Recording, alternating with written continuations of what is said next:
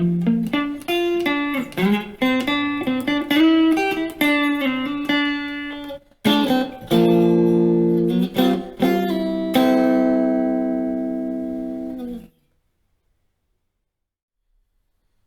that was a little bit of Dire Straits, the song was Sultans of Swing. That's not what this video is about. This video is actually going to be about this guitar, which if you've been watching my channel, you won't have seen before. There's a good reason you haven't seen it before. It's because I've not played it before on here, and that's because it doesn't belong to me. I borrowed it off a friend and a student of mine.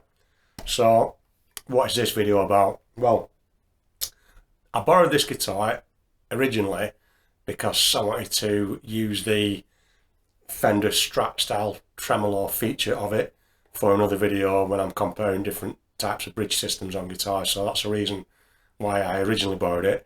I thought it'd be fun to make this video because when I had a quick play in it and obviously got accustomed to the guitar a little bit. I've played it before, but since I've borrowed it, I've played it a little bit more. And the point I'm going to make in this video is that this guitar actually, it's not a Fender Strat. It's a copy of a Fender Strat. Now Fender probably won't be happy with that type of language, so legally you'd probably call it a,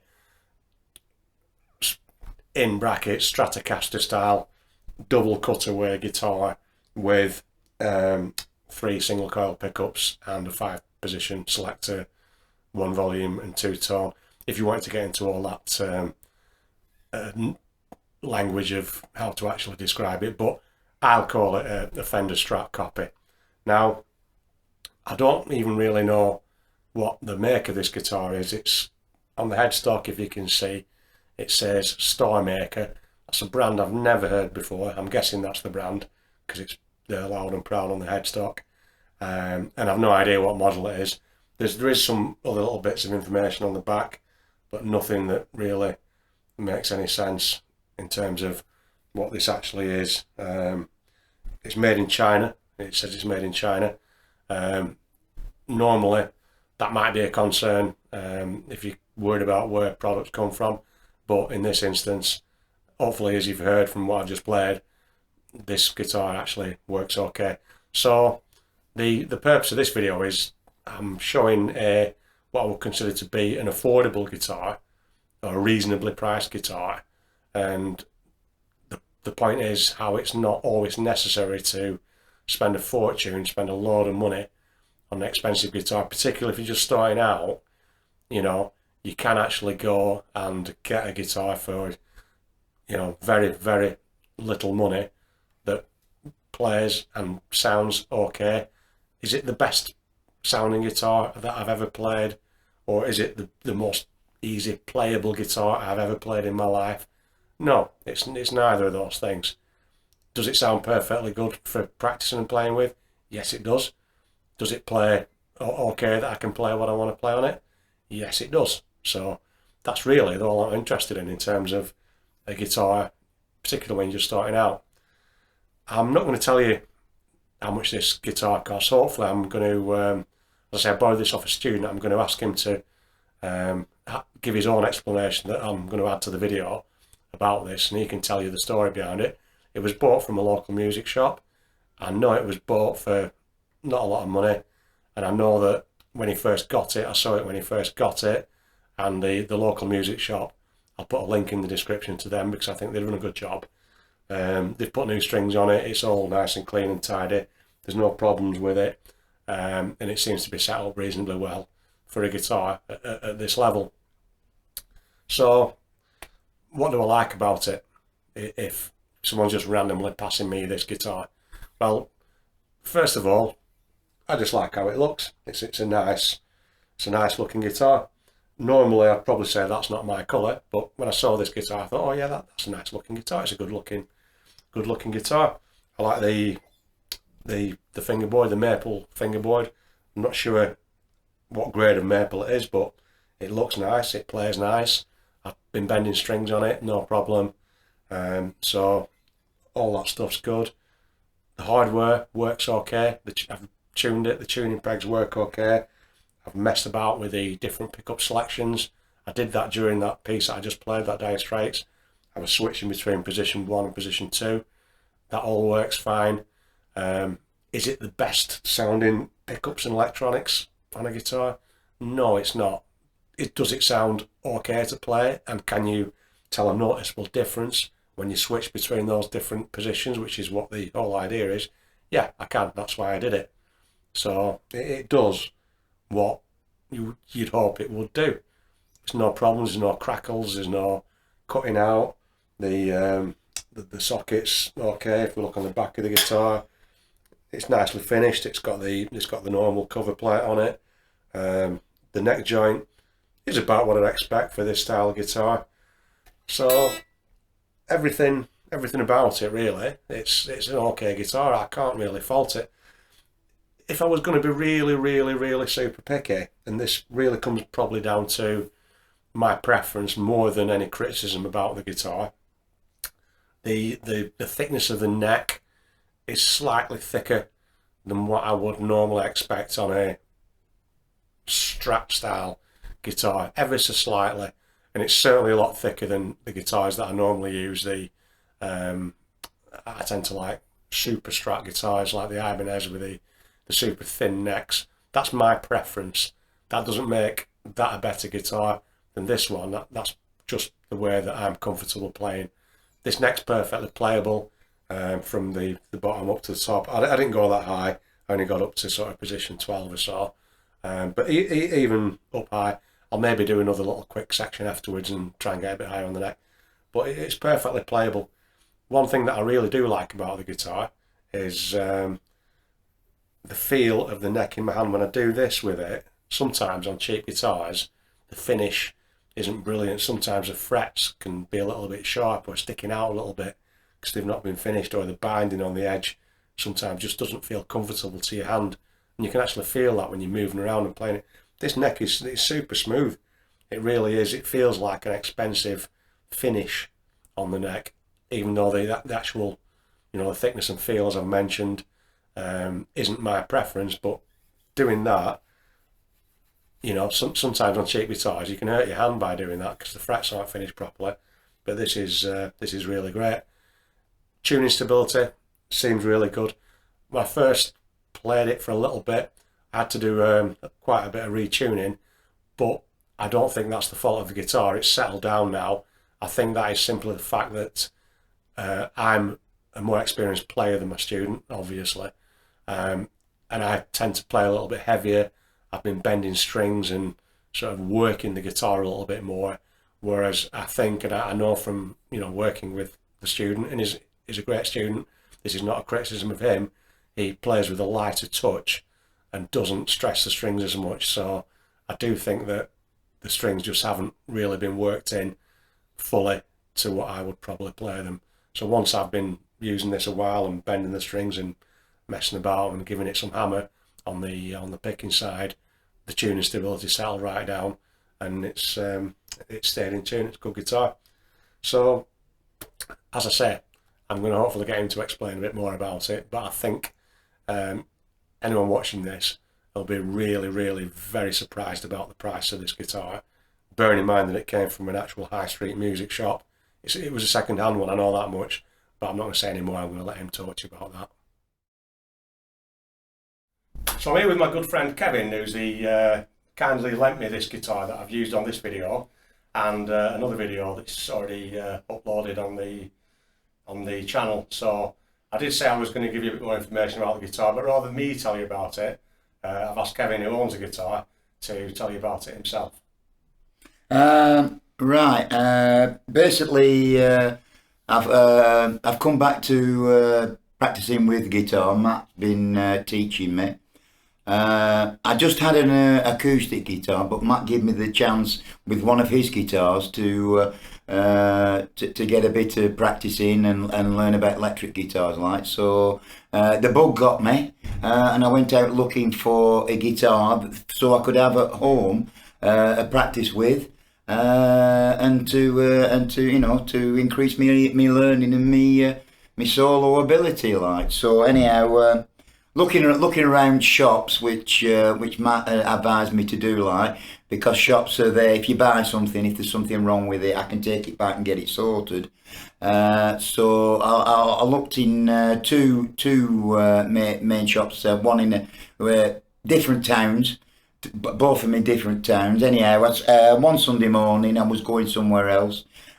Walking back, I looked in the guitar shop, and this guitar was in the window. So I like the colour of it, first of all. Condition, pretty good, like. So I was thinking about it all week till I got to a bit of free time to go back to the shop, which was the Thursday, and I thought, has it gone? But it was still there, so I bought it. So I like the colour.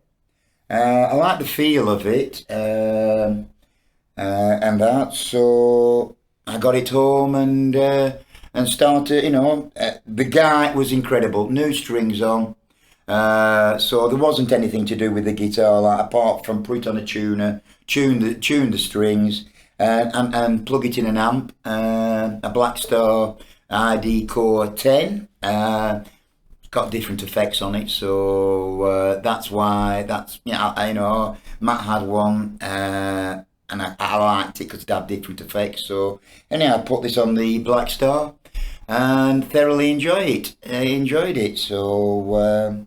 I can't really think of anything else to say apart from it was second hand. Where did you get the guitar from, Kev? I got this guitar from Lou Andy's guitar shop, Colne, Lancashire. I'll put a link in the description. Colne, Lancashire. He's there. I bought something off him. If there's something wrong with the guitar now or later, I've got the shop to go back to for advice or help or fix the guitar line. And nothing else really to say apart from it was a second-hand guitar, and I paid £50 for it. £50, 50 quid. 50 quid. Can't argue with that, can you? If I give up the guitar and wanted to move it on, I think I won't go for making profit, but £50 back, and I haven't lost anything. Well, I hope you're not going to give up. Absolutely not. She's a keeper. And that's the point I was making on the video, the fact that you can spend not very much money at all, £50, I don't know what that is in dollars for my American viewers, $65 maybe, something like $70, I don't know. But for that amount of money, it's a fantastic guitar. And that's from a music shop as well, and it's come fully set up and ready to play. I'll finish off with another quick demo. I'm going to use a higher gain, or actually a high gain sound, just so you can see what this same guitar sounds like. I played it on a clean sound before, now on a high gain sound. Now, one thing just quickly, probably a separate topic, but just to bear in mind, I'm playing this through a distorted sound on a valve amplifier, and you might be able to hear it, I'm not sure until I listen back to the video. When I actually turn the volume up so it's live, there is a little bit of a hum noise just coming from the electrics and the amp, and that is quite typical, and it relates to the original style of pickups on a guitar like this. These are single coil pickups. On some of the other guitars and on different styles of guitar, there's a different type of pickup called a hum bucker, and one of the reasons that was designed was to eliminate that hum. So this is not the fault of this guitar. It would be the same pretty much on more expensive guitars of this style. It's just the way that these particular pickups have been designed. To me, it sounds quite loud when I just turn the knob up and I'm not playing anything, but as soon as I start playing, you don't hear the hum, so it really makes no difference anyway. So just to bear that in mind. So if I turn I don't know if that comes across on the camera, that background noise, but that's the noise that I'm hearing in my ear, like a electronic humming type sound coming through the amplifier. But that notwithstanding, as you'll see when I start playing, you won't hear that sound at all. You'll only hear what I'm playing on what I would say is a fairly distorted sound.